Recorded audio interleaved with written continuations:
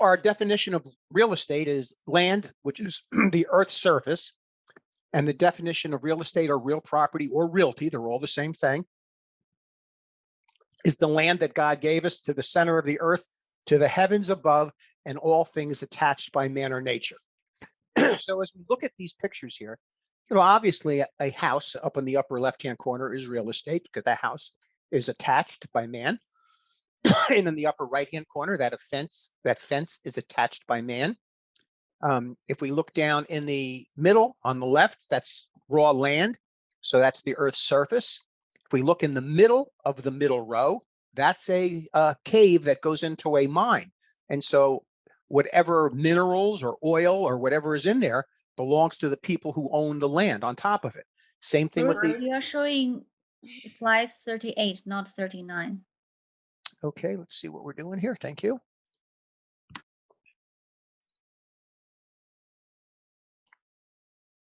Okay, so we should be on the slide that says land and has the pictures of the different types of land, different types of real estate. Not yet. Was that a not yet or a yes? Not yet, sorry. Okay, let's shut me off, turn off my picture and see if that helps.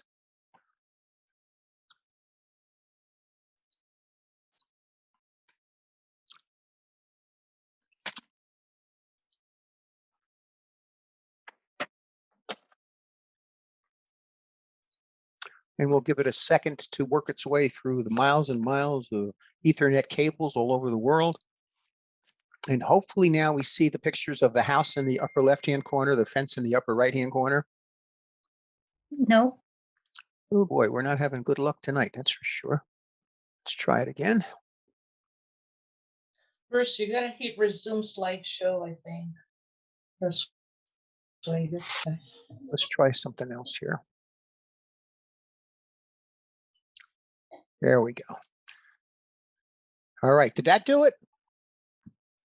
No, but is your drop down at the top? I don't know if you can see it where it says resume slideshow. Like we can see it, and I don't think it's on resume slideshow.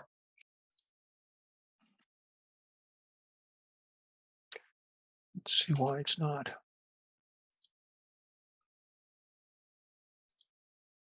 We still have some people coming in, so let's let them get in.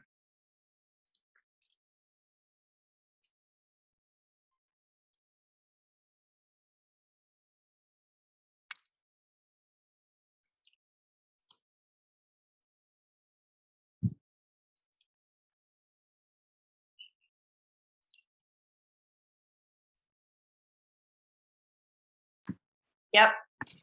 Okay, let's try it now. All right, so again, the house is real estate. The fence is real estate. The raw land is real estate. The cave, whatever in the cave, whatever minerals or diamonds or gold is real estate. Oil underneath the ground is real estate. On the bottom left-hand corner is the Fontainebleau Hotel in Miami Beach, a very important court case that every law student learns his first semester in law school. Is they tried to say that part of your real estate was the ability to get sunlight. And somebody tried to build a hotel right in front of the Fontainebleau Hotel. So in the mornings, the hotel would shade the Fontainebleau Hotel, and the Fontainebleau Hotel sued and said, well, you're shading me and that's part of my real estate. And the Supreme Court decision was, no, it's not. So you don't have the right to be able to get sunlight from something blocking you left or right or front or back. The airplane you see on the right, all airspace above your property is real estate. All the airspace above your property is real estate to the heavens above. And normally that would mean that you could tell people they couldn't fly over your house, except an act of Congress said that commercial air travel is not regulable. And this is one of the reasons, by the way, that when people fly drones, and they fly them over your house, like if somebody's flying a drone to see what's going on in your swimming pool, you can't make them stop because that's unregulable travel. If they're doing certain things, you can make a complaint, but it's one of the reasons it's hard to regulate the flights of drones because you own to the heavens above your house.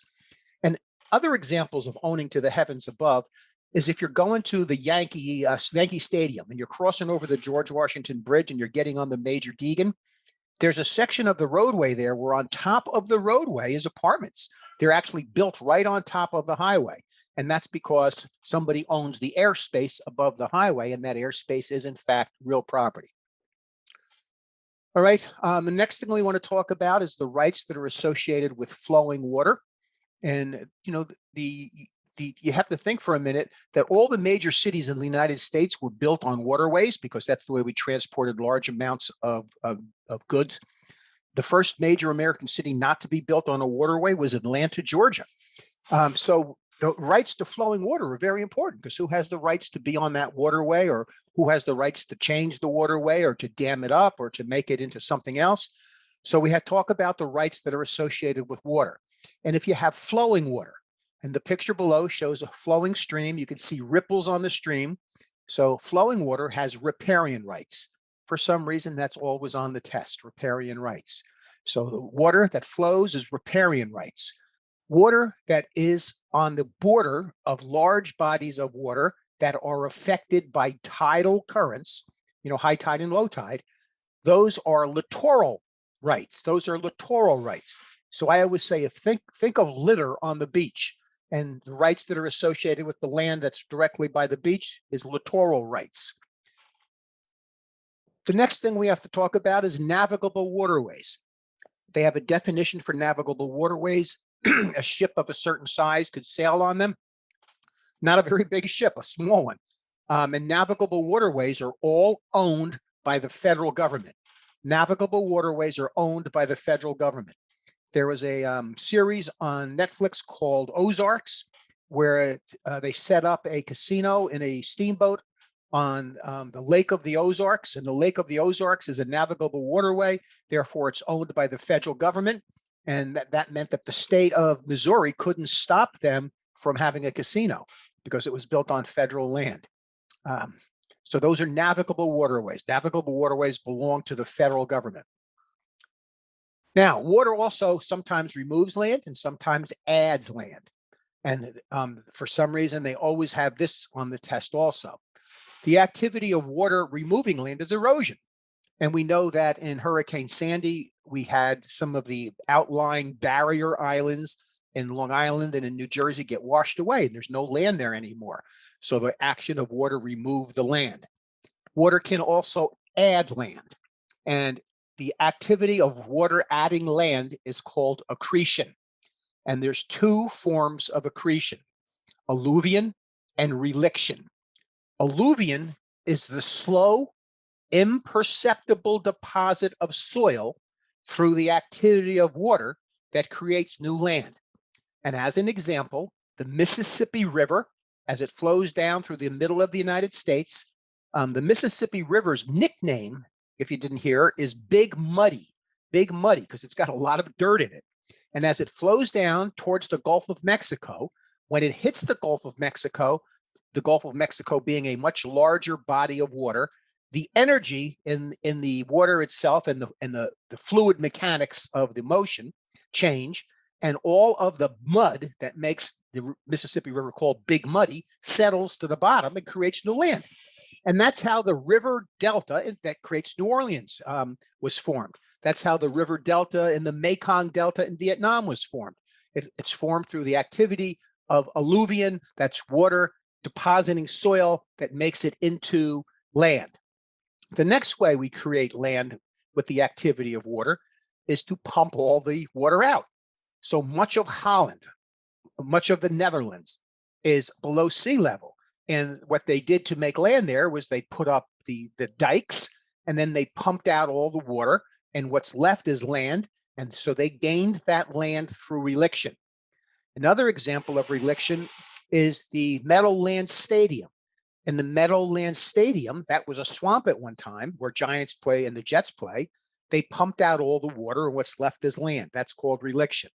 Now, when you pump out that water, and it leaves land, or the activity of the motion of a waterway creates land, you gain title to that through an activity called accession.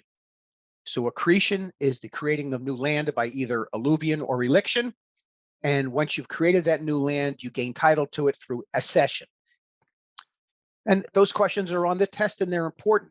Someday, World War III might start because China is dumping a lot of soil into the South China Sea in order to extend their territorial borders, because every country owns so much of the ocean so far offshore. And they discovered a gigantic underground oil deposit.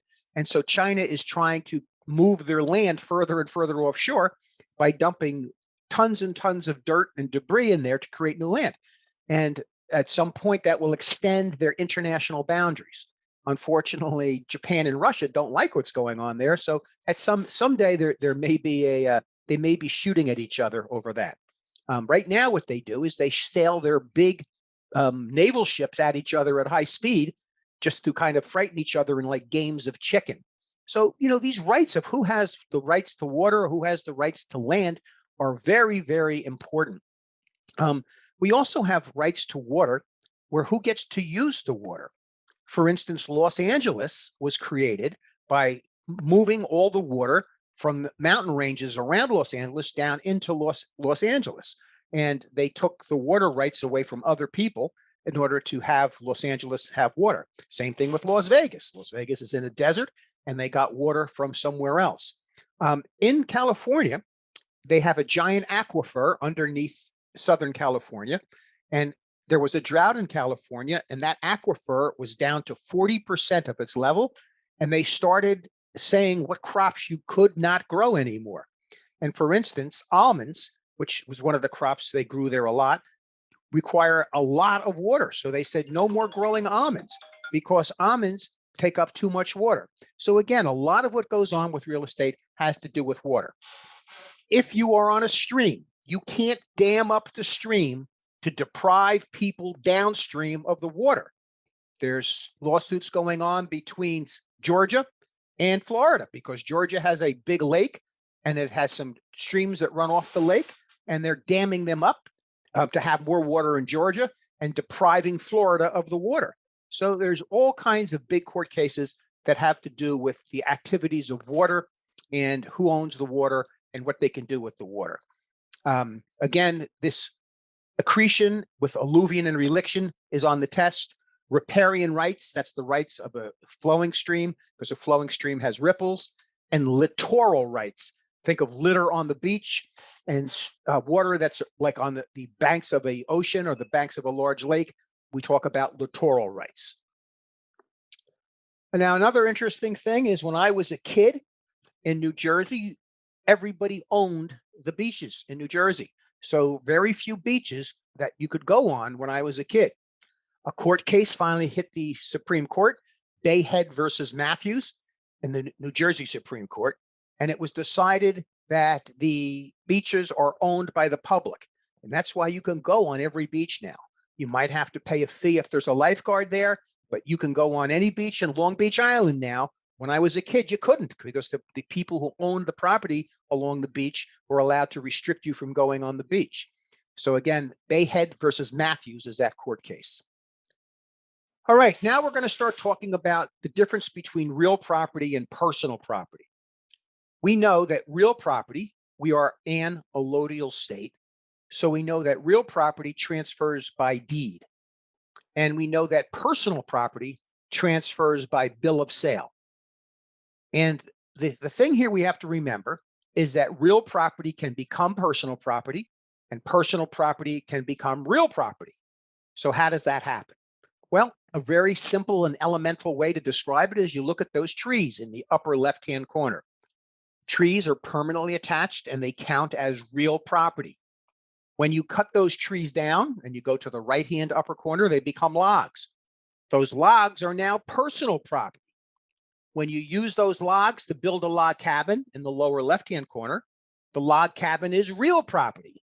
And when a hurricane comes and blows apart the log cabin, it's all debris. That debris in the lower right-hand corner is personal property again. So we have a couple of terms that we have to remember. One of the methods by which we convert real property to personal property is called severance. Sever, like you cut your artery, you sever your arteries. Severance, that's the process of cutting down or deattaching real property. And when you deattach real property, it becomes personal property. And the term for making personal property into real property is attachment. You're taking the personal property, the logs, and you're permanently attaching them to the earth by a log cabin. So severance, that's converting real property to personal, and attachment, that's converting personal property to real. And like everything else, there's some kind of weird exceptions. And in New Jersey, a weird exception is a mobile home. A mobile home is manufactured in a factory, and a mobile home has wheels on it. That's why it's called a mobile home. And a mobile home has a vehicle identification number. A mobile home has a VIN number. So when you buy that mobile home from the factory, it's personal property.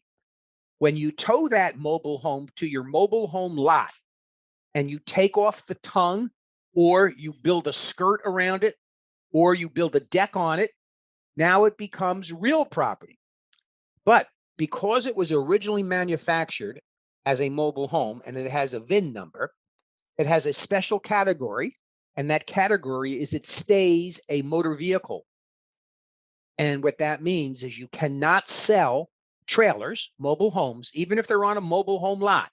You cannot sell them on Sundays, because in New Jersey, we have what's called a blue law, B-L-U-E, and the blue law says no selling motor vehicles on Sundays. That's why all the motor vehicle dealerships are closed on Sundays. Another exception is crops. Now, we said that trees were real property. Crops are personal property of the person who planted it. Crops are the personal property of the one who planted it. So if you are renting a farm and you plant corn and the owner of the farm has you evicted from the farm before you harvest the corn, you, the farmer, still have the right to harvest the corn because the corn is your personal property. And the concept that makes crops personal property is called the doctrine of emblement rights. The doctrine of emblement rights. Crops are emblements, which means they are the personal property of the one who planted it. And there's a legal concept that makes them emblement rights. That legal concept is two Latin words, and it's fructus industrius. And fructus industrius means because of the fruit of the labor of the tenant farmer, he's the one who owns the crops as his personal property.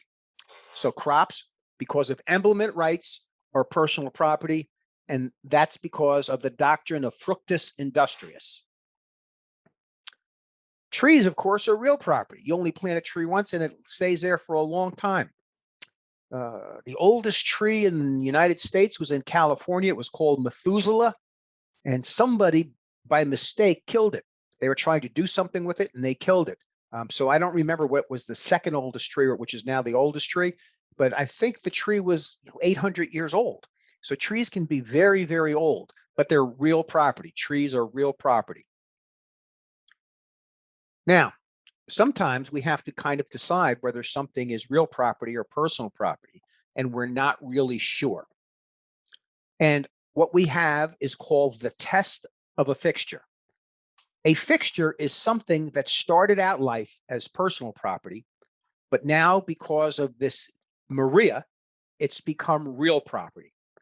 And what Maria stands for is method of attachment, adaptation of the article, relationship of the parties, intent of the parties, and agreement by the parties.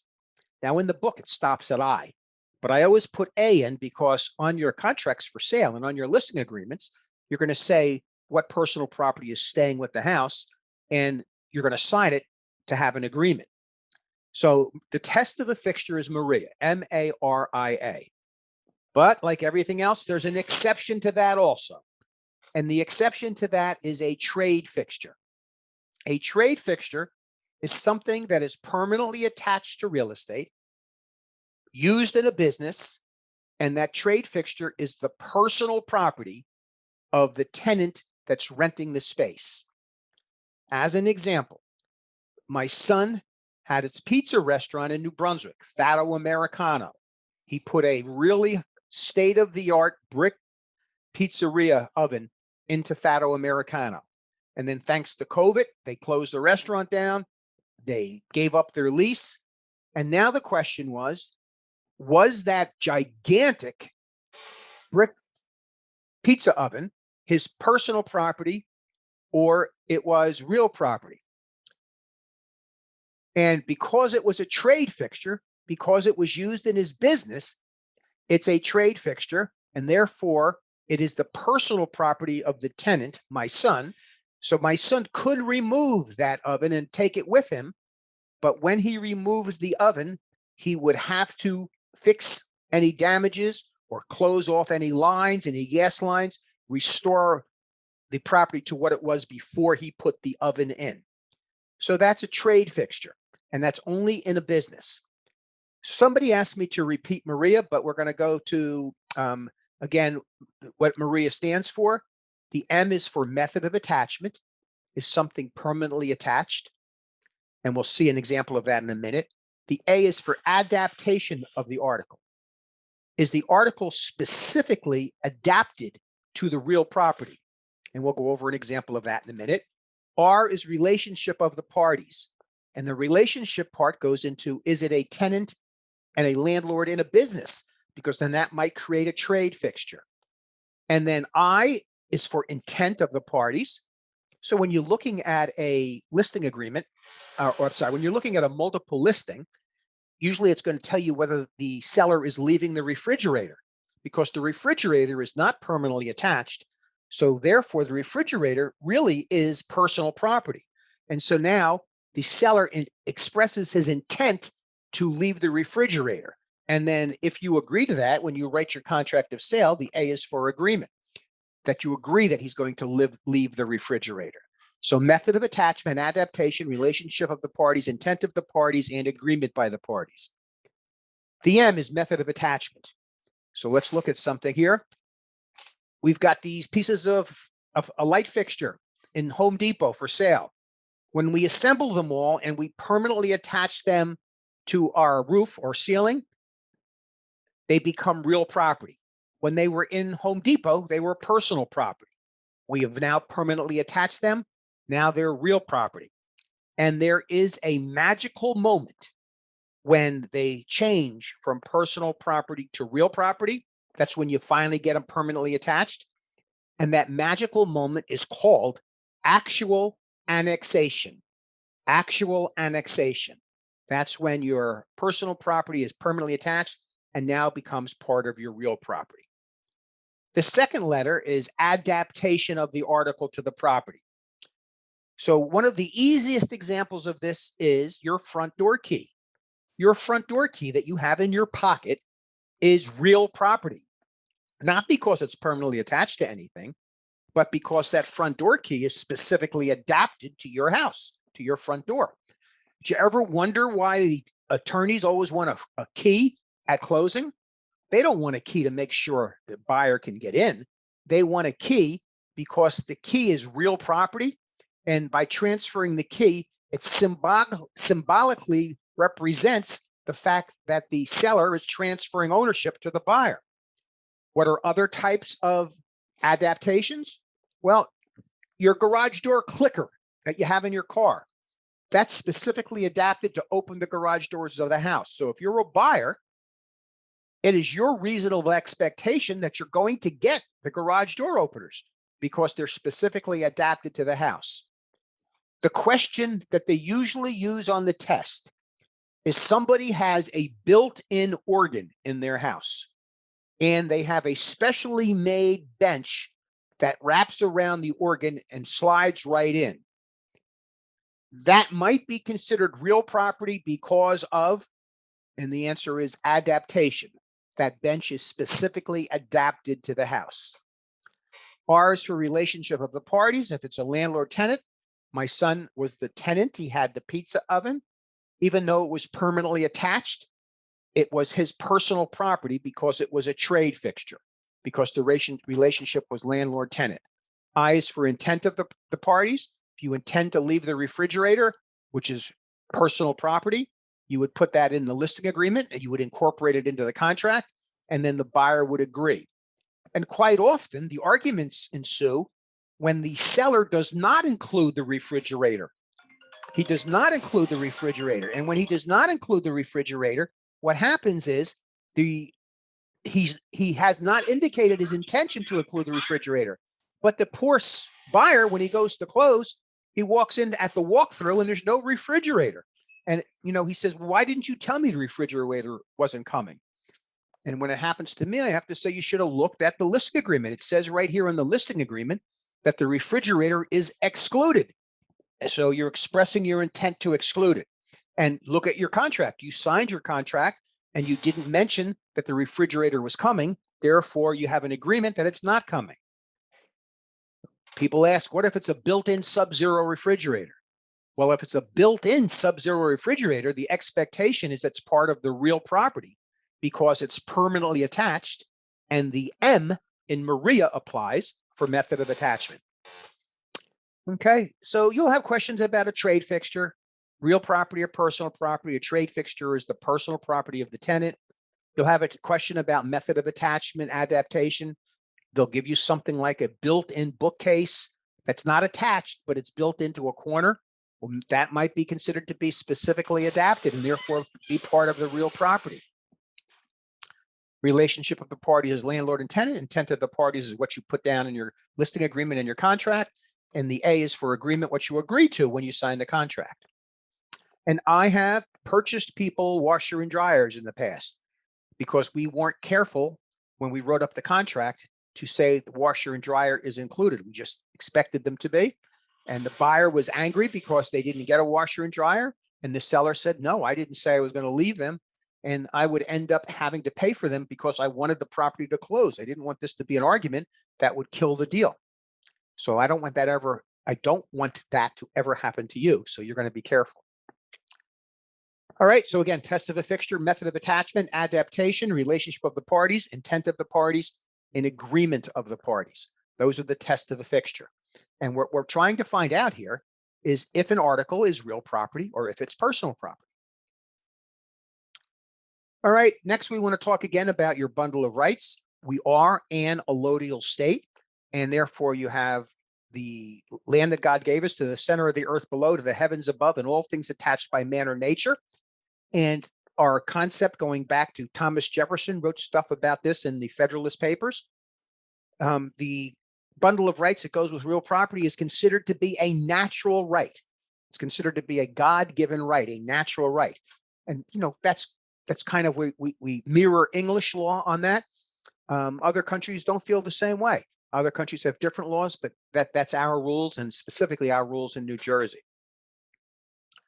So you're supposed to have the right to do anything you want with your property. Because of your bundle of rights, in theory, you're supposed to have the right to do anything you want with your property. But you don't. Because you have the governmental or involuntary limitations on ownership of land. Things that the government says that you can't do. And those governmental or involuntary limitations are called PETE, P-E-T-E, PETE. P is for police powers. So let's go back to your bundle of rights. It says you can build on your bundle of rights. Build is one of the things. But police power is like zoning and planning. They might say you can't build on it. It's not a big enough lot. So the P is for police powers. The E is for eminent domain. We go back to our bundle of rights, the right to sell or refuse to sell. Well, eminent domain is the power of the government to seize your property through the process of condemnation and force you to sell it to them without your consent. So it takes away your right of the refuse to sell. And that's eminent domain. T is taxation. You have an obligation to pay taxes on your real property. And if you don't pay taxes, you could end up losing your real property through a tax lien certificate and then a tax lien certificate foreclosure. So you have an obligation to pay your real estate taxes. And one of the questions on the test, yes. I have a question.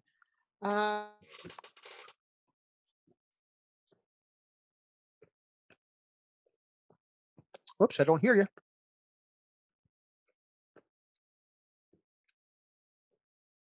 I don't hear you. Are you muted? You can hear me? Now I can hear you. Okay, let's say that I buy a property and I discover there is a mine of gold or something like that, or oil. Mhm. And the government wanna take my property through eminent domain. Mhm. So I understand eminent domain is just to make construction for public. But do I have the right to appeal this process? Or I don't have the right? They just take it and that's it. So you cannot stop them from taking it. When we get to the chapter on, when we get to the chapter on eminent domain, we'll talk about the lady in Little Pink Houses in Connecticut. That was a famous case on that. You can't stop them from taking it. Quite often, the argument is how much they're going to pay you. So if you had oil beneath your property and they were seizing your property through eminent domain, they would have to compensate you for the value of the house plus the value of the oil under the property. And it's always an argument about how much they're going to compensate you. But we'll get to that when we get to the chapter on eminent domain. Okay, so you have an obligation to pay taxes. And the last E is escheat. Escheat means that if you die and you don't have a will and you don't have any heirs, then your property goes to the state of New Jersey for free. So our governmental or our involuntary limitations on the ownership of land is police powers, eminent domain, taxation, and escheat. Now, the questions that show up on the test. Eminent domain is the right of the government to take your property. The right. The process by which they take it is condemnation. And escheat is when you die without a will and you don't have any heirs. The state of New Jersey gets your property and they don't have to pay anything for it because they wouldn't know who to pay anyway because you have no will and no heirs. Now, we also have contractual or voluntary limitations on the ownership of land. So if we go back to our bundle of rights, we see we have the right to occupy and use our property. And we have the right to exclude others, keep other people away. And we have the right to rent or lease, or rent to give somebody a license on our property. Well, contractual or voluntary limitations are when you, of your own free will, restrict some of your bundle of rights. So you might do a deed restriction. A deed restriction is a contractual limitation. So you might be selling a property to your neighbor and you give them a deed restriction that says it can only be used as a farm. So that's a voluntary. That's not an involuntary, it's voluntary. You might give somebody an easement. Now you can no longer exclude them from your property. That's a voluntary limitation. You give somebody a lease. Now you no longer have the right to occupy the property because they have the right to occupy it during the period of their lease. So that's a voluntary limitation. And a mortgage is the limitation that would allow somebody to take your property away from you. So it takes away your right to refuse to sell in the event you don't pay them back for a loan. So these are voluntary. So quite often on the test, they're going to ask you, all of these are governmental limitations except, and they'll give you police powers, eminent domain, taxation, and then they'll put deed restrictions.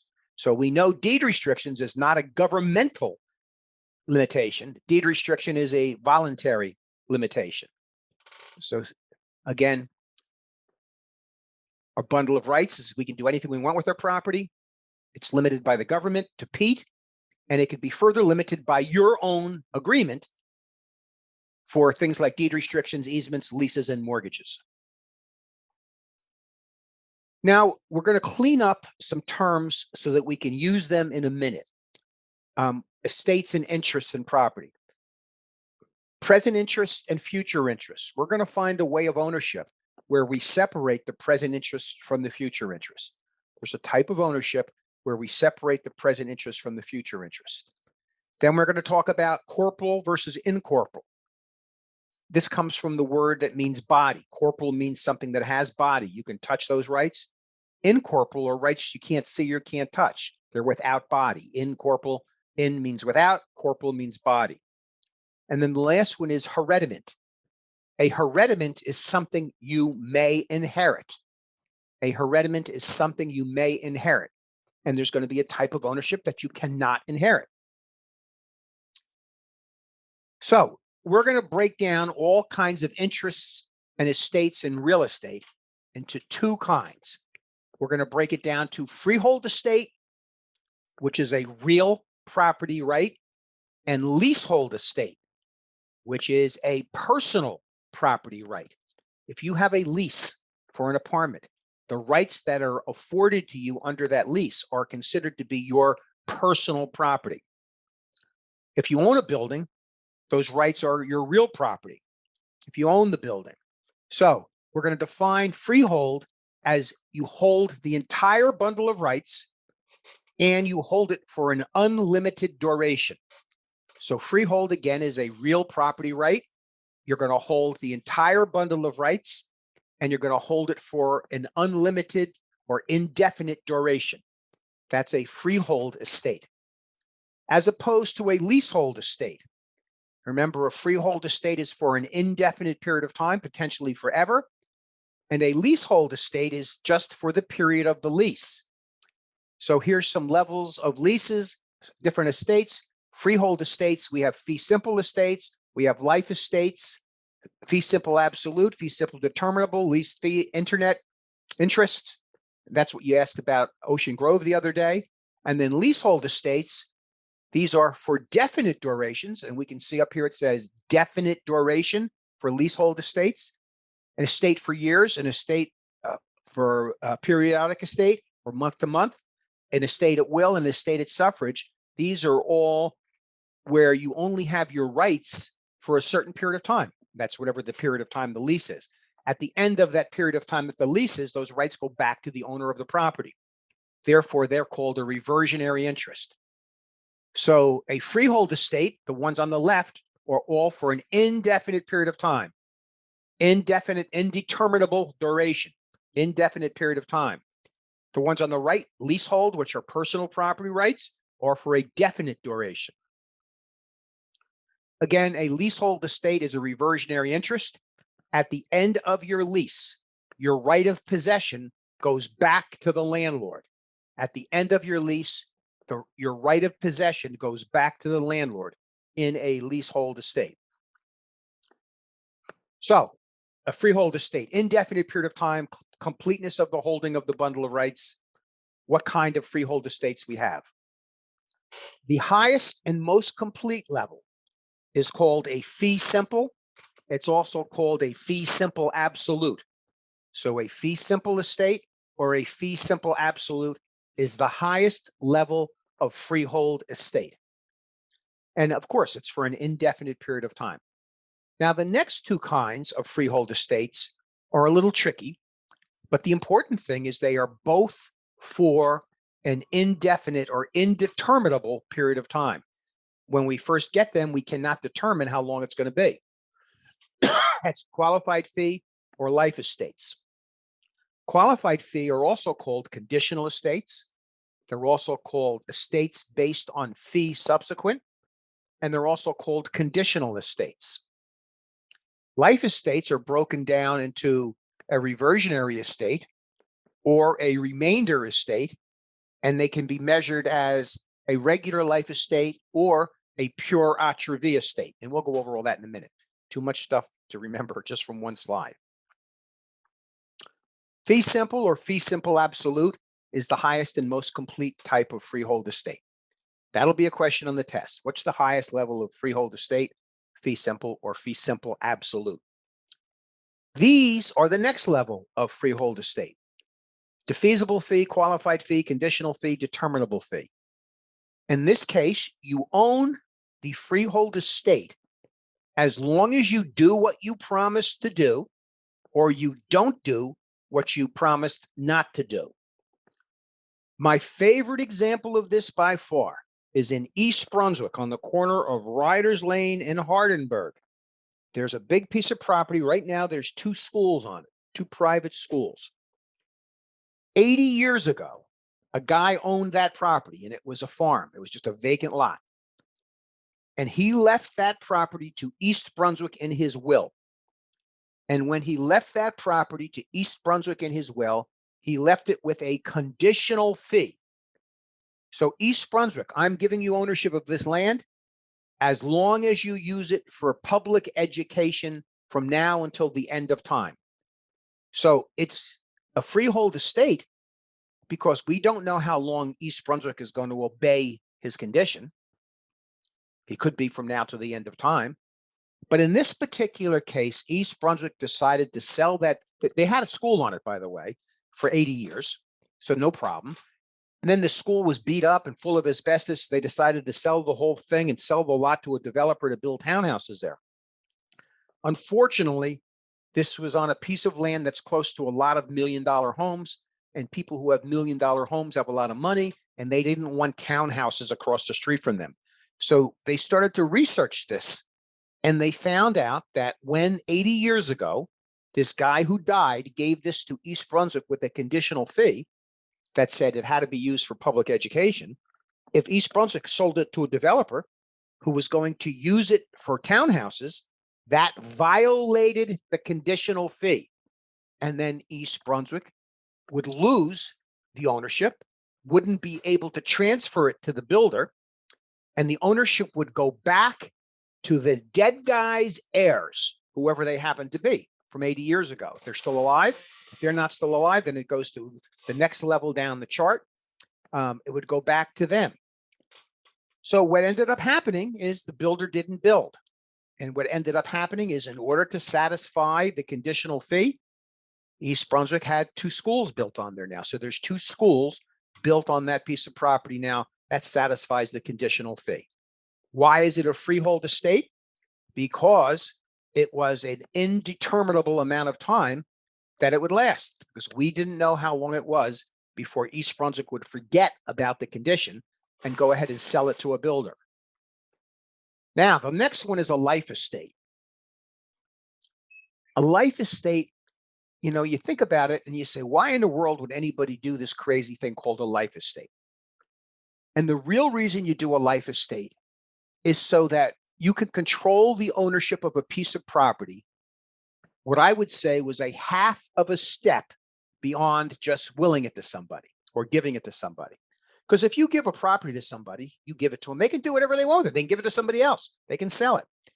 If you do a life estate, you're going to separate the present interest from the future interest. You're going to separate the present interest from the future interest. Now, on the screen is My Old Lady. So this is a movie with Kevin Kline.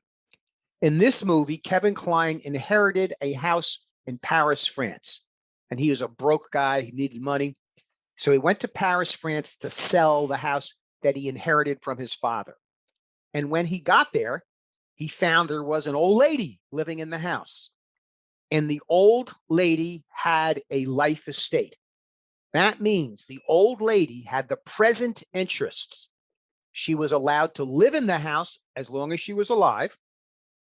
Her obligation was to pay the taxes and not to waste. And Kevin Kline had the future interest. So as long as the old lady was alive, she had the right to live in the house, didn't have to pay to live there. She did have to pay the taxes, and she did have to maintain the house. And when she passed away, her present interest would go to Kevin Kline, who had the future interest. And now when you add the present interest to the future interest, you're back to fee simple absolute again. And at that point, Kevin Kline would own everything and be able to sell it. Well, the problem was the old lady wasn't going to die. She was an old lady, but she was in relatively good health. And so some of the funny scenes in the movie was Kevin Kline jumping out of closets to startle her to see if he could give her a heart attack and other things. But why would you do that? Well, in this particular case, Kevin Kline's father, this was his mistress. He wanted to take care of her, but he didn't want to give her the house, because if he gave her the house, then she could do whatever she wanted with it when she died, which might mean not give it to Kevin Kline. But if she gave her a life estate, then she would have the ability to live in the house as long as she lived. And then when she died, her present interest would go to whoever had the future interest. That was Kevin Kline. Now, I hate to use the movie Ozarks again, but in the movie, in the TV series Ozarks, the title characters were looking for a house to buy to launder money for a drug cartel, and they couldn't find anything they could afford that they liked. finally, they found a house that had an old man living in the basement. And the old man sold them the house, but maintained a life estate. So they could never kick him out until he died. And eventually in the TV show, he got shot and he died somehow. I forget how. But again, what that does is it controls the ownership one step past. Now, Kevin Kline's father was the grantor. He gave the present rights to his old lady, to his mistress. She was the life tenant. And Kevin Kline was the remainder man. He had the future interests. So that is an estate in remainder. That is an estate in remainder.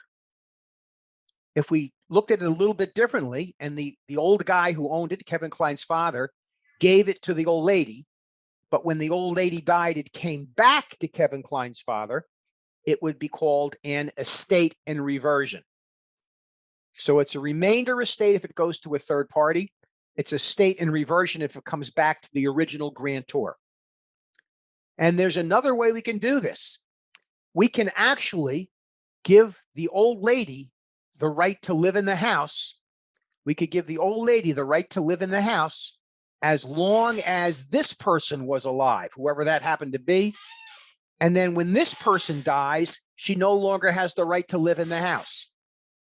That's called a pure atra vie estate, a pure atra vie. And pure atra vie in French means for another's life. So they're measuring your life tenancy on someone else's life. That's a pure atra vie estate. And again, the purpose of these is to control where the property goes a half of a step beyond just giving it to somebody. Very common, by the way. You know, a lot of times you'll see an old lady lives in a house. Her husband has passed away, and women outlive men. That's why it's typically an old lady. Her husband has passed away, and she wants to go ahead and give the house to her granddaughter, but she's afraid if she gives the house to her granddaughter and her granddaughter gets married, the granddaughter's husband might want to kick the old lady out of the house. So what she does is she gives the granddaughter the present interest in a life estate, and she gives herself the present interest in a life estate, and she gives her granddaughter the future interest. And that way, the granddaughter can never kick her out of the house. And so she gets to stay in the house forever until she dies. Now, I've had this come up a number of times in 30 years. And if somebody is going to sell a house, they're getting ready to sell a house, and there's a life estate created in there. And it's an old lady who's got the present rights.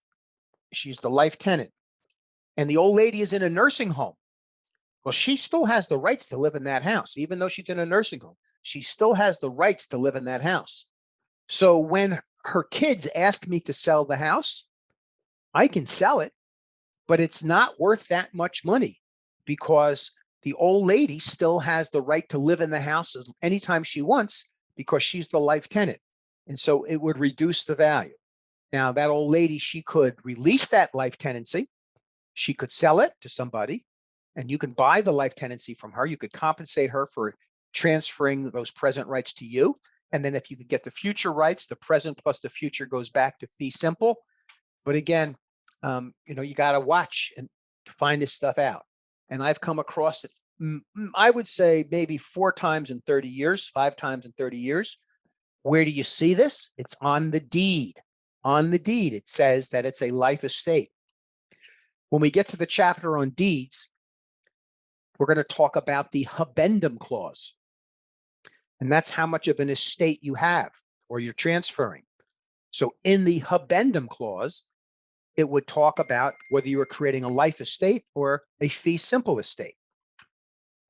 All right, this will be on the test. They'll talk about pure atra vie estates. They'll talk about estates and remainder. And again, you know, it is something you got to be aware of. So we have freehold estates. That's chapter 4.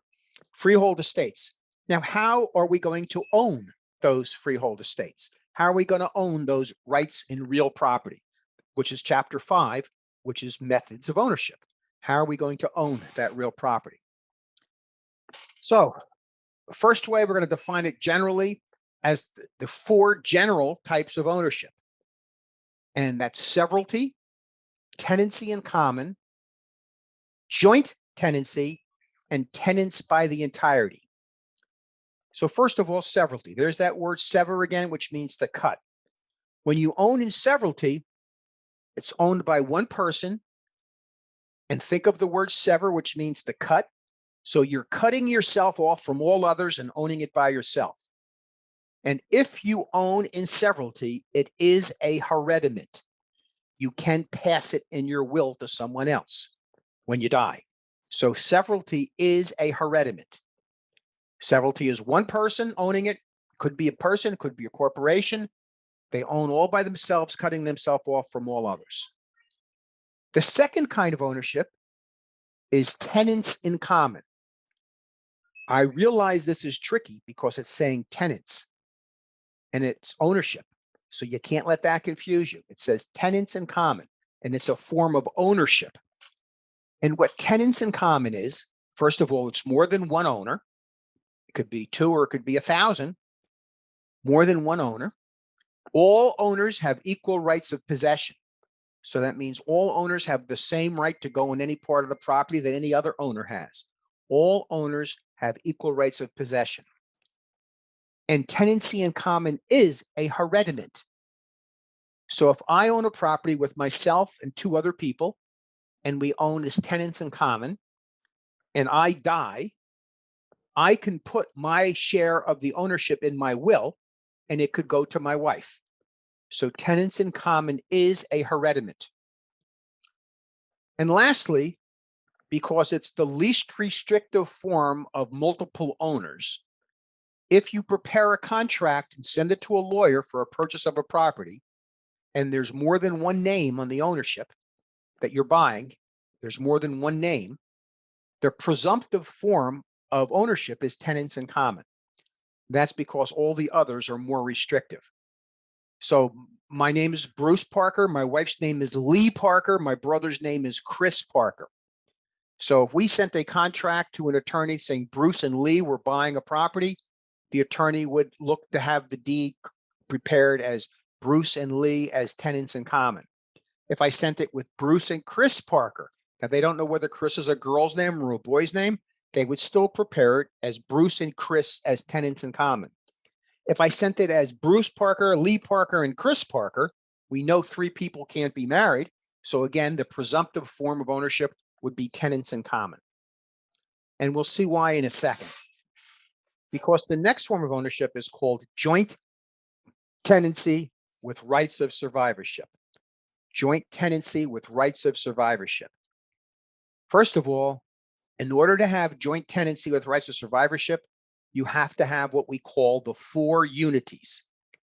And the 4 unities are time, title, possession, and interest.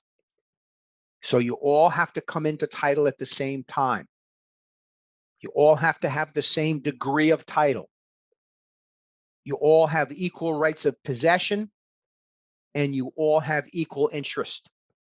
So that if 4 of you buy as joint tenants with rights of survivorship, you each own 25%. A couple of years ago, I had a class, and whether it was life estate or whether it was joint tenancy, no matter what happened when I started killing off people, she would always ask me, if I killed my husband, what would happen? And so every time I get to this, I remember her saying, if I killed my husband. So I hope I never read about her killing her husband. But anyway, if we have joint tenancy with rights of survivorship, we have 4 people, they own 25% each. We're going to kill off her husband right here. And now 3 people own it.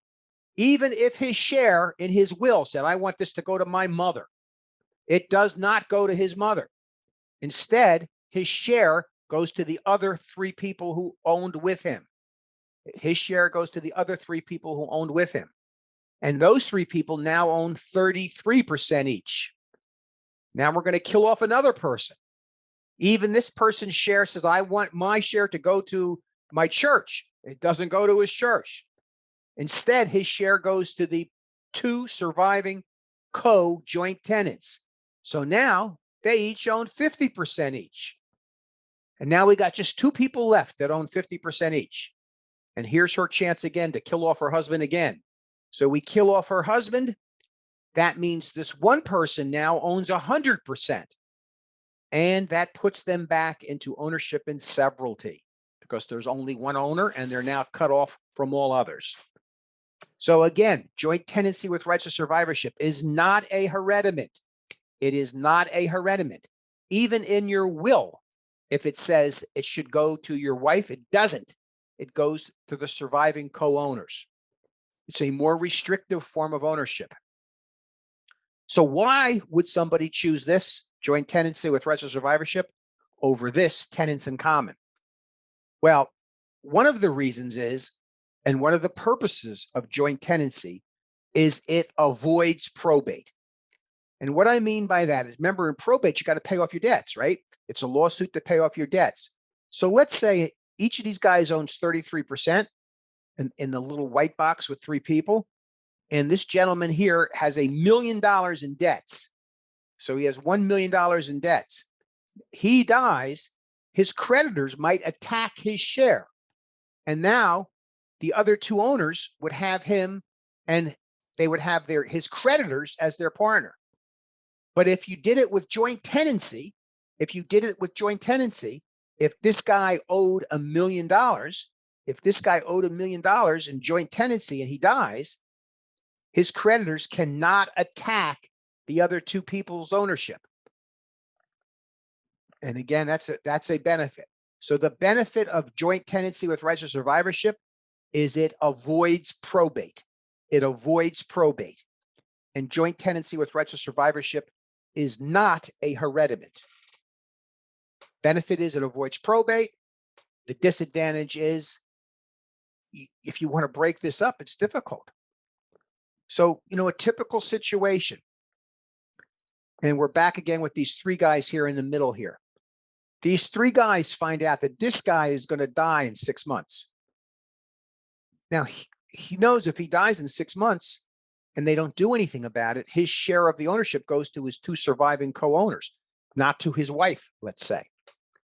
So he might ask the 2 surviving co-owners if they would break up the joint tenancy, if they would break it up.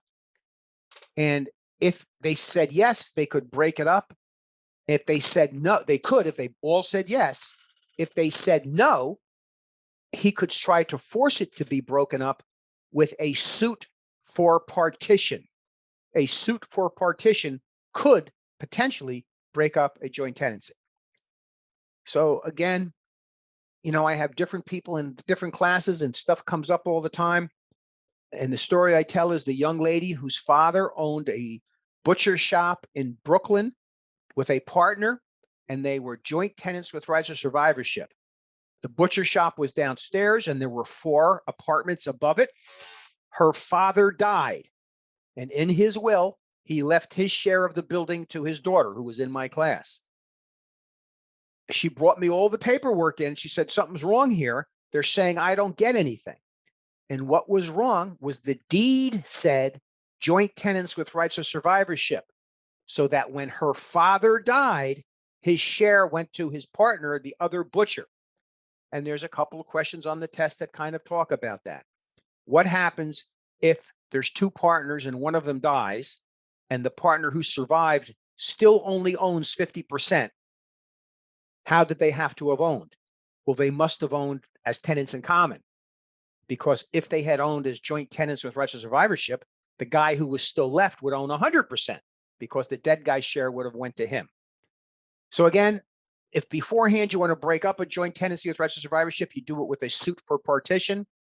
If you can, the judge might say, no, you knew what you were doing and now you're stuck with it. And the last form of ownership is tenants by the entirety. Tenants by the entirety is between husband and wife, and you got to be married, no common law marriage. Tenants by the entirety gives the surviving spouse an automatic life estate in the property, and the husband's or the wife's share, the dead person's share, goes to the surviving spouse. And this comes from the old English law concept that when you got married and you were husband and wife, you were really one entity. You were one entire entity by yourself. That's why they call it tenants by the entirety. And we're going to talk about dower and courtesy rights that apply to this later. And we're going to talk about how they ended dower and courtesy rights and went to community property later. But again, tenants by the entirety is between husband and wife. Now, I'm Bruce Parker. My wife is Lee Parker.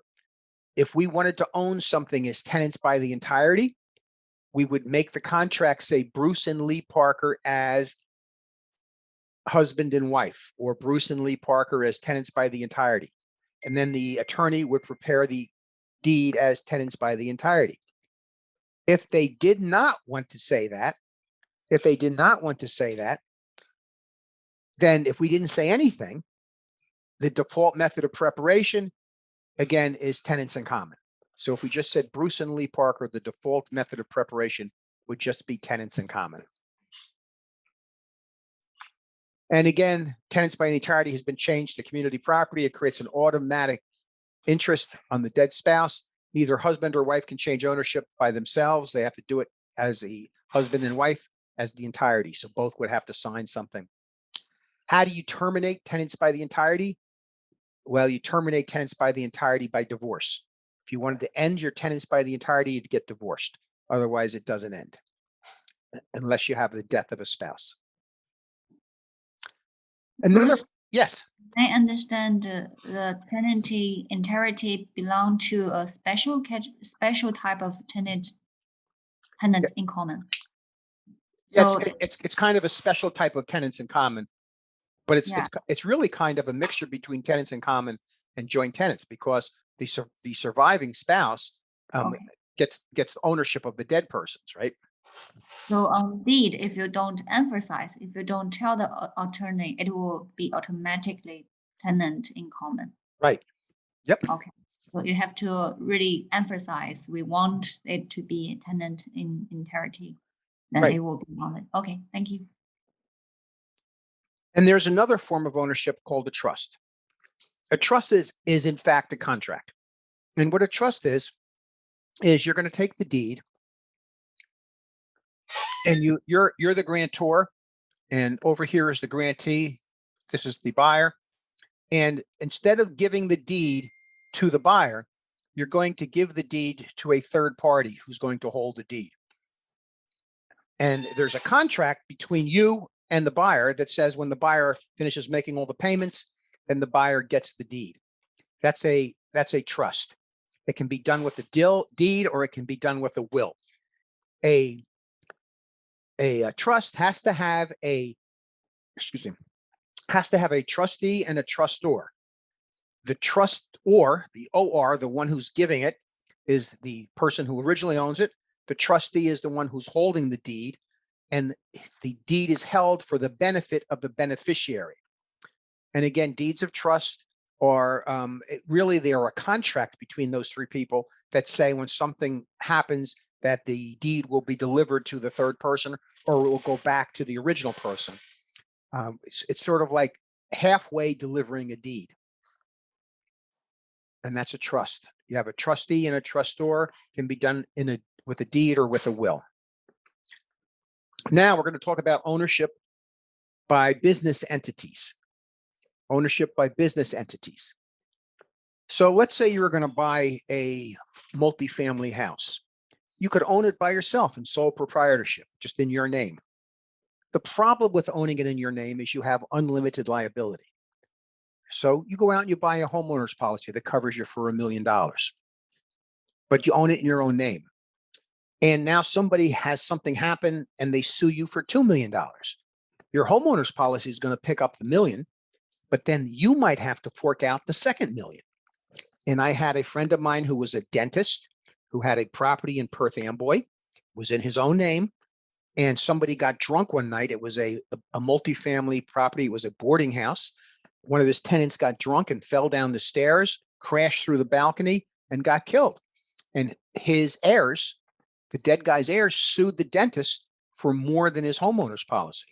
And, the reason they did that is they thought because he's a dentist, he's got plenty of money, but his own homeowner's policy only covered up to a certain amount.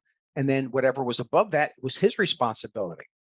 Thank goodness he won the lawsuit and he didn't have to pay it. but the damages could be unlimited liability. So how do you avoid unlimited liability? Well, you can own a general partnership or a limited partnership. A general partnership really doesn't help you avoid unlimited liability, but it does give you some element of control. A limited partnership limits your losses and your liability to how much money you put in. And a limited partnership more often is thought of as a security. Therefore, you need a Series 7 license to sell it.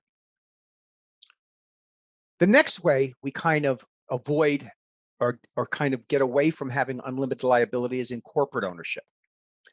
And I'm just touching on the surface of what corporate ownership is. If you want to know more, you really should talk to an accountant. But for purposes of the test and just touching the surface, there's 3 types of corporate ownership: a C chapter, an S chapter, and an LLC. Both the C chapter and the LLC are known as pass-throughs, which means your income comes in, you subtract your expenses, what is left passes through as your income. That's your personal income that you have to pay taxes on. A C chapter corporation, the income comes in, you have your expenses, it generates dividends, you have to pay taxes on the dividends, and then you also have to pay income tax on the profits. So in a C chapter corporation, you could have the potential of paying double taxation, taxes on dividends and taxes on income. If you don't want to have a C chapter corporation, you have an S or an LLC. If you correctly set up S's or LLCs, they shield you from personal liability. Now, if the dentist has the guy get drunk and fall down the stairs, if he owns the building in an LLC, the most the drunk guy could sue him for is the LLC. He couldn't sue him for his personal assets. And that's the purpose of having corporate ownership. Now, what's the disadvantage in real life of having corporate ownership? And people ask all the time, should I buy something in my own name or in an LLC? The disadvantage of having corporate ownership is you don't get FHA loans or VA loans because a corporation isn't a person. So you have to get a different kind of a loan. Typically, you have to put more money down. Also, in corporate ownership, when you have corporate ownership, you always have to have a licensed person do all the work on the property. And if you have to evict somebody, you can't represent yourself pro se in the eviction. You have to have an attorney do the eviction. So if it was a sole proprietorship, you could go to landlord-tenant court yourself. If it's a corporation, you got to hire an attorney to go. So there's advantages and there's not advantages to being a corporation. What do I tell people? Talk to your accountant. That's not my specialty. Other forms of ownership, we talked about general and limited partnerships, syndicates, REITs, and joint ventures. No real questions on syndicates or joint ventures because they're loose affiliations within a project, but you might have a question on a REIT. A REIT is a real estate investment trust, and it's like a mutual fund for real estate. Most shopping centers are owned by REITs, and you can look at them in the Wall Street Journal and they trade, and the price goes up and goes down. Here's the disadvantages of REITs. You have to have at least 100 qualified investors. That's one. 90% of your profits have to be distributed as income every year. So you can't grow income within the corporation, inside the REIT like you would inside a corporation. So 90% has to be distributed as income every year of your profits. 75% of your profits have to come from passive income. And what's a good example of passive income? Collecting rents or lending money is another one. So most shopping centers are owned by REITs. And again, you might have a question on the test. And when we get to the chapter on financing, we talk about REITs being a source of financing. If maybe you're going to build a big office building, you might have a REIT that will finance it because REITs are allowed to do financing. Other forms of multiple ownership. Condominiums is number one. And all these pictures are condominiums. The first one is a condominium like the one that collapsed in Florida. The second one is boat slips. Those can be condominiums. The third is a garage. That can be a condominium. The fourth is townhouses. Townhouses can be fee simple or they can be condominiums. So what condominiums means is that you have a unit deed to your condominium. Your unit deed is defined by a lot and block number. And your unit deed with the lot and block number has reference to the master deed. And the master deed has a meets and bounds definition. So we got this big tall building here. All the land that the big tall building is on, the deed for all that land is on a master deed. That master deed has a meets and bounds definition. Your unit in your condo has a unit deed, and it has a lot and block number to identify it, but it refers to the master deed. Technically, what you own inside your condo, so here's your condo, you technically own the airspace. You own the airspace inside the condo. The walls, the hallways are all owned as tenants in common. Why are the hallways owned as tenants in common? Because hallways, everybody gets to use them. So you have to have equal rights of possession. So they're tenants in common. So in a condo, you own your unit fee simple, and you have ownership of the hallways as tenants in common. And you're going to pay a HOA fee, and you might have a list of CC and Rs, conditions, covenants, and restrictions. Okay, so condo, and this is something that people get wrong all the time, does not refer to what it looks like, because it could be a garage, it could be a boat slip, or it could be something that looks like a townhouse. Condominiums refers to the fact that you have a unit deed with reference to a master deed. And condominiums were created by two laws: the Horizontal Property Act, and the Condominium Act. They've only been around since the 1960s. They were invented in Brooklyn. So condominiums have a unit deed with reference to a master deed.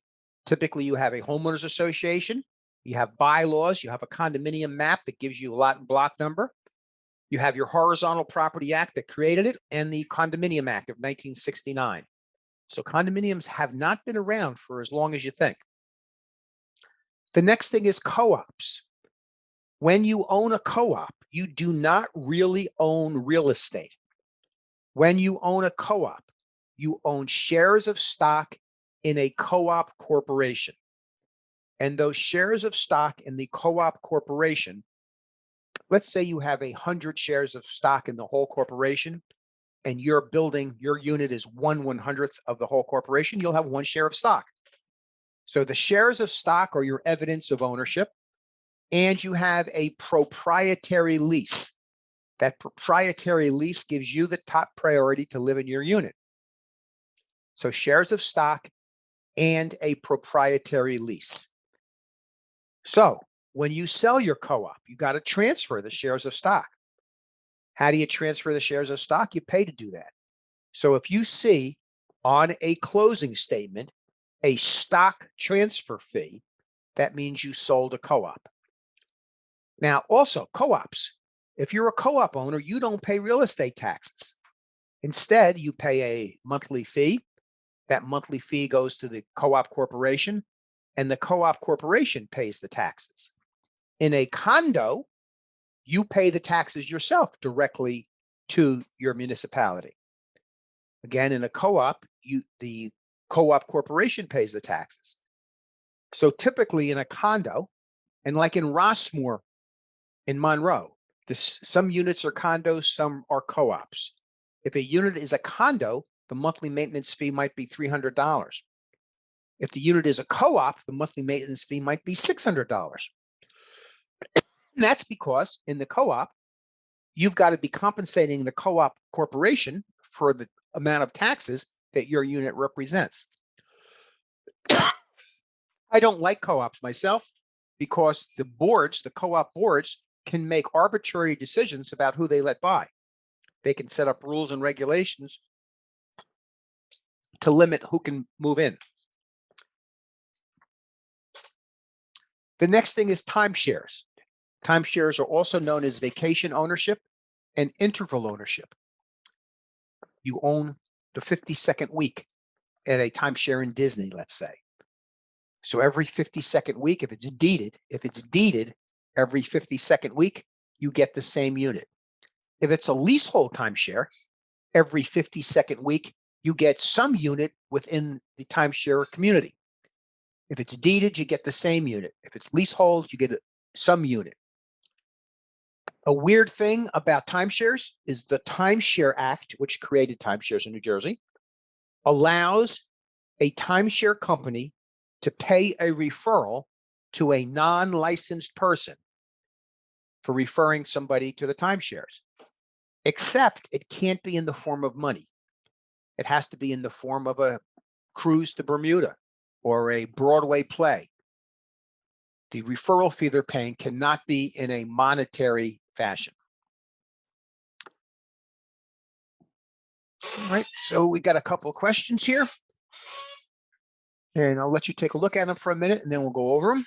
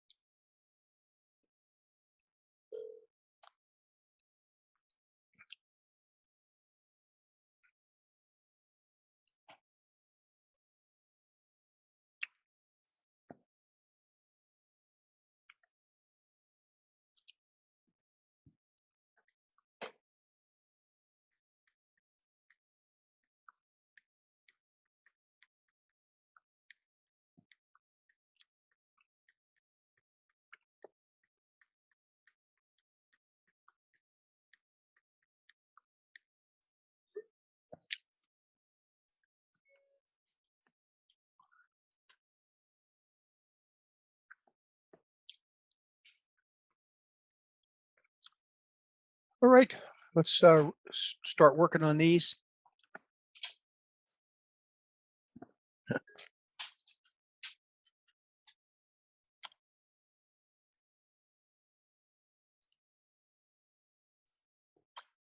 Which of the following statements is true? In a condominium, unit owners hold shares of stock, which serves as evidence of ownership. That's not true. In a co-op, a master deed is recorded in the county where the property is located. That's not true. That's a condominium. In a condominium conversion, New Jersey tenants with disabilities, that's not true. That's just something they made up there to fill a question. And then the tenant owner in a co-op does not have fee simple ownership. That's true. The tenant owner in a co-op has shares of stock and a proprietary lease. Question number 2. In New Jersey, condominiums are regulated by, and we said it was the Horizontal Property Act that regulates condominiums. Number 3, the occupancy rights of an owner in a co-op are based on, so your ownership is the shares of stock, but the right for you to live in your unit is your proprietary lease. So the occupancy rights are the proprietary lease. The proof of ownership is the shares of stock. Number 4, Alan, Joan, and Tony own 25, 35, and 40% of a large piece of land. First of all, there's 3 of them, so it can't be tenants by the entirety because this is not Utah. So there's 3 of them and it can't be tenants by the entirety. And they're not equal shares. They're not equal shares, 25, 35, and 40. So it can't be joint tenants. And it's more than one person, so it can't be severalty. So the answer is they must own as tenants in common. Number 5 is which of the following is not one of the 4 unities of joint tenancy? And the 4 unities of joint tenancy are time, title, possession, and interest. Time, title, possession, and interest. Which one is not one of them? Is equity.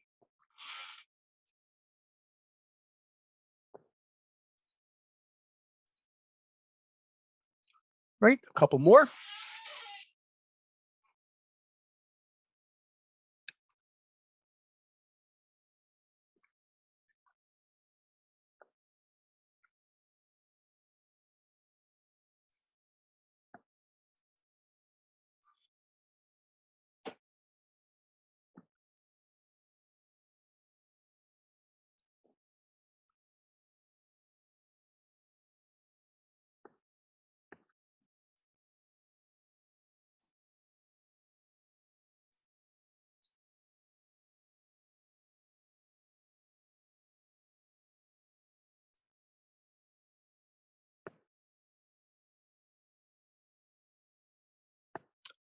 Okay, number 6 here. X, Y, and Z own property as joint tenants.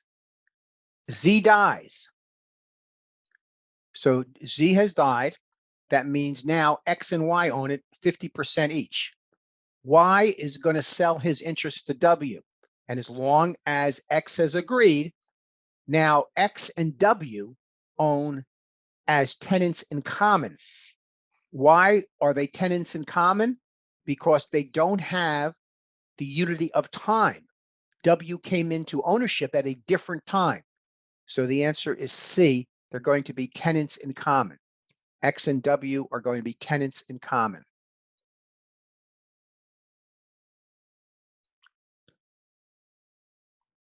S and N, this is number 7. S and N bought a store building and took title as joint tenants, just like my lady's father in Brooklyn. N died testate, which means he died with a will. How does S now own the store? Well, it's joint tenants, which means S now owns the store all by himself, so he owns in severalty. Just like my poor girl's father in Brooklyn, who got nothing. By the way, she came to me in class. She said, "What can I do? Because that building is worth millions of dollars. What can I do?" And I said, "The only thing you could really do is go to your father's partner, the butcher, and ask him to give you money." And she did, and he told her no. So be careful before you buy something as joint tenants with rights of survivorship. All right, number 8, K and U owned a combination apartment building with a small bar and grill on the premises. They shared their profits and losses on the venture equally, but they did not own the business under any written partnership agreement. One day, U died of a heart attack. So if after U's death, K still owns the same interest as he owned before U's death, then they could not have been tenants, joint tenants with rights of survivorship. Because if they were joint tenants with rights of survivorship, you would own twice as much because he would own K's share. So they must have been tenants in common. They must have been tenants in common. So he still owns 50%. What happened to the other 50%? It went to U's heirs, wherever you put in his will that it went. And why did it go to U's heirs? Because it was tenants in common, and tenants in common is a hereditament. Tenants in common is a hereditament. Bruce, question number 7. If N died with a will, right?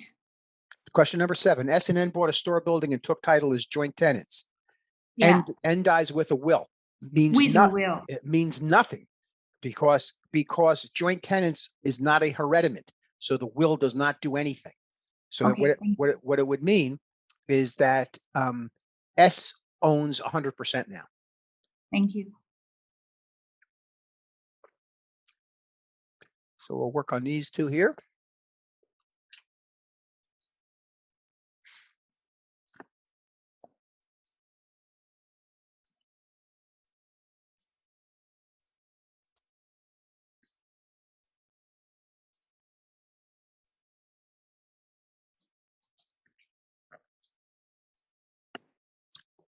The young lady who was on last night who told us about the test, we talked some more today, and she reminded everybody to please read the questions on the real exam carefully. Some of the questions they're not tricky, but some of the questions have more information than you think, and you've got to make sure you read everything. So number 9 here, an ownership interest that is based on annual occupancy intervals is we all know that's a timeshare. That's an easy one. That's a timeshare.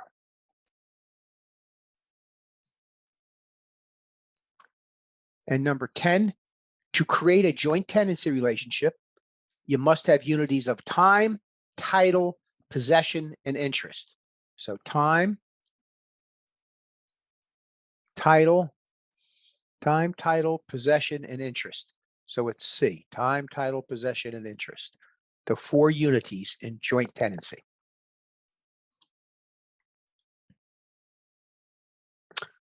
All right, so we're going to continue on for a minute with this dower and curtsy because it kind of segues off of tenants by the entirety. The dower right when a husband and wife own as tenants by the entirety, the dower right is the right that the wife has in her dead husband's estate. So when the husband and wife own together as tenants by the entirety and the husband dies, it creates an automatic life estate. It's that right itself is incohate or inconsummate, is not consummate, and incorporal. It's incorporal while everybody's alive, and it becomes consummate upon the death of her husband. Now, in 1980, they decided they didn't want to do dower and courtesy rights anymore. They wanted to change it to community property. It took 9 years of fighting before they changed the rules to a community property state. Where we are now a community property state, but we still talk about dower rights and courtesy rights and tenants by the entirety, especially for the test. We got to get it right for the test. The courtesy right is the husband's right. The courtesy right is the right if you're tenants by the entirety. If the wife dies, the courtesy right is the husband's wife right. Now, because we tried to start changing this law in 1980, and we didn't really get it completely changed until 1989, part of probate reform in 1980 created a thing called an elective share and augmented estate. And people who were married prior to 1978 could choose how they wanted to be treated, that they want to be treated under the old version of the law or the new version of the law. So they would get to elect their share, elective share and augmented estate. That's a real technical thing. They mention it in the book. I do not believe that they will have it on the test.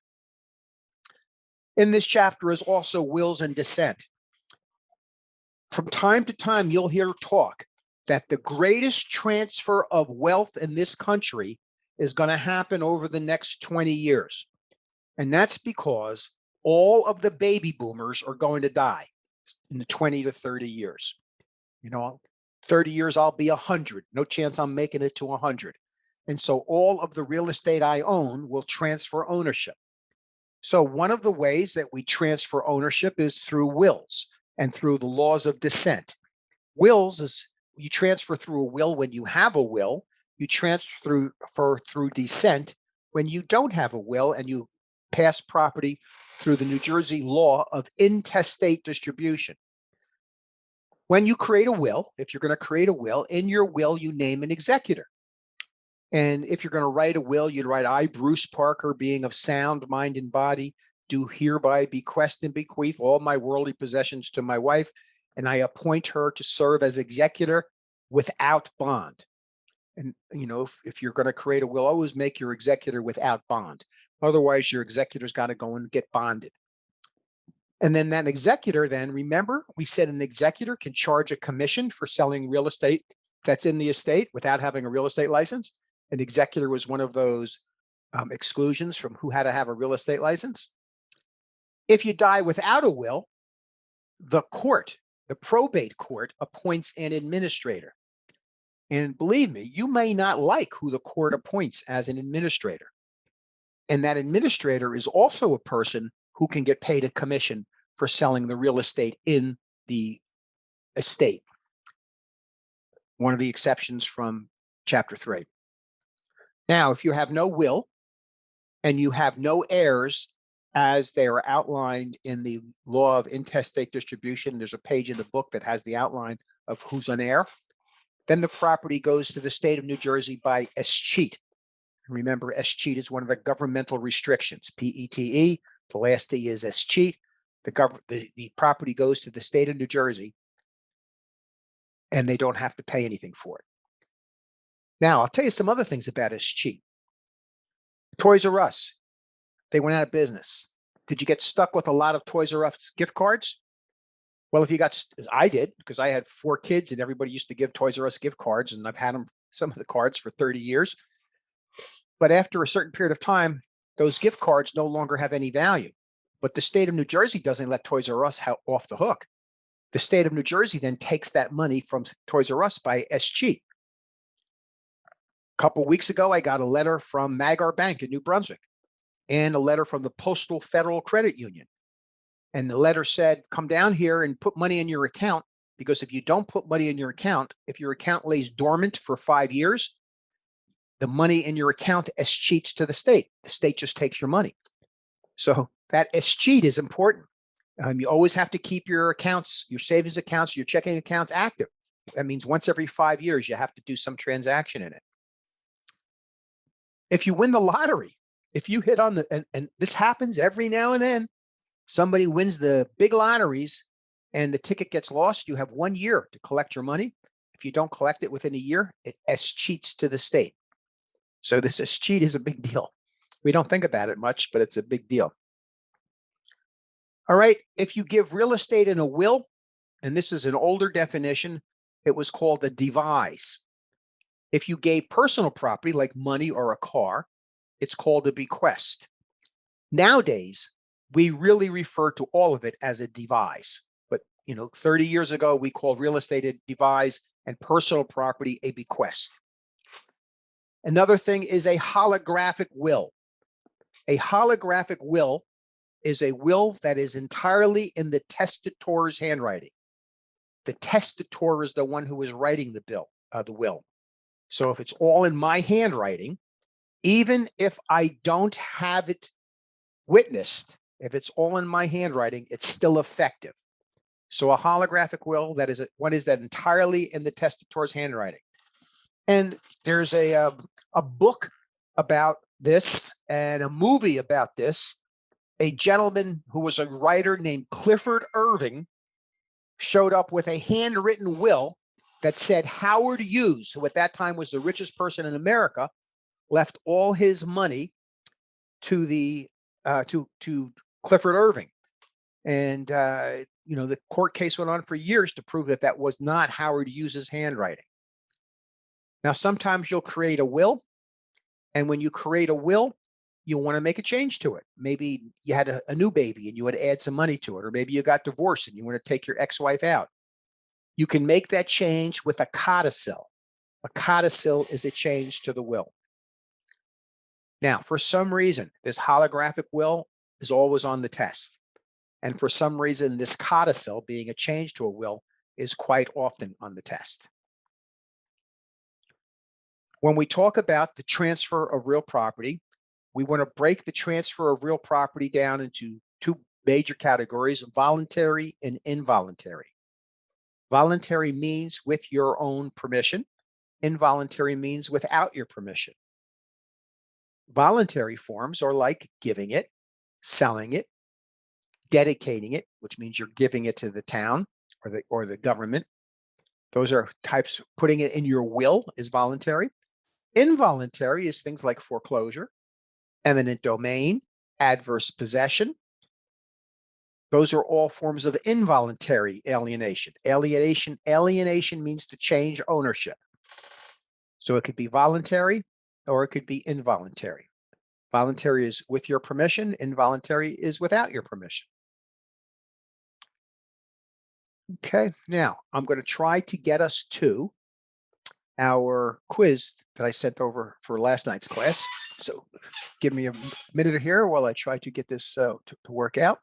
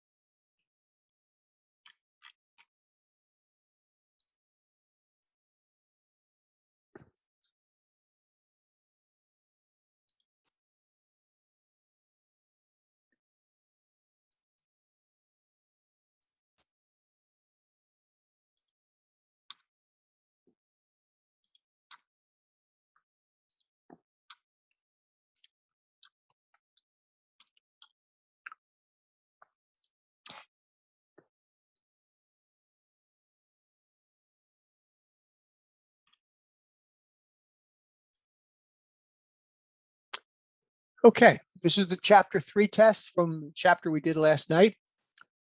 I hope you can see it. I think we've got it, so it's on the screen. Chapter 3 test, question 1 of 8. How many people are on the real estate commission? And we know it's 8.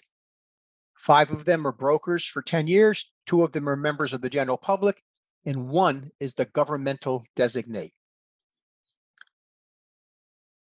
Question number 2, and we looked at those fines last night, and we saw all different amounts of fines, from Rich Abrams getting a $15,000 fine to some people getting a $500 fine. But what's the maximum fine for the first offense with the Real Estate Commission? The maximum fine for your first offense is $5,000.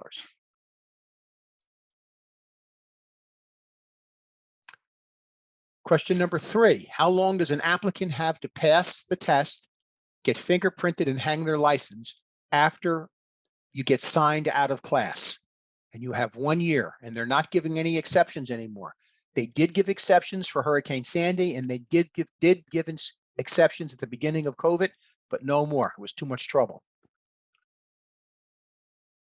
And they also, not only is it too much trouble, but they also allow you to take the test at home under a protocol that tries to make sure you can't cheat. When do real estate licenses expire? So all real estate licenses expire on June 30th of odd numbered years. June 30th. So if you get your license next month, it will expire on June 30th of the next odd numbered year, which is 2023. Question number 5. How much do you pay into the guarantee fund when you first get licensed? So when you first get licensed, you're going to pay $10 into the guarantee fund. So that's the right answer, $10. When you upgrade your license to a broker or a salesperson, you'll pay an additional $20. But you guys are going to pay $10 when you first get licensed into the guarantee fund.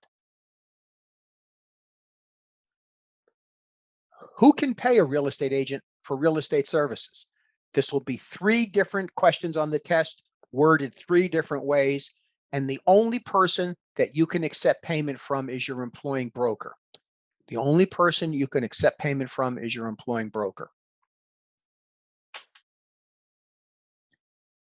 Can you have a New Jersey real estate license if you live in New York? And the answer is yes. However, if you live in New York, you must sign an irrevocable consent of service so that the Real Estate Commission doesn't have to come into New York to subpoena you to show up. If they do subpoena you to show up to testify, how much notice do they have to give you? It's 10 days. And they also notify your broker, so your broker can be there, because your broker might actually get a fine for failure to supervise if you do something bad. How long does a listing agent have to present a written offer to purchase? So it's 24 hours. All written offers must be presented within 24 hours. And do you need to present a written offer if it's already under contract? Yes, because the seller has a right to know if there's another offer. Now, he can't take the other offer, but he has the right to know of its existence. So you need to present all other offers all the way up to closing. The seller can't sign them because they already have a contract that they've accepted, but the seller has a right to know that there are other offers all the way up to closing.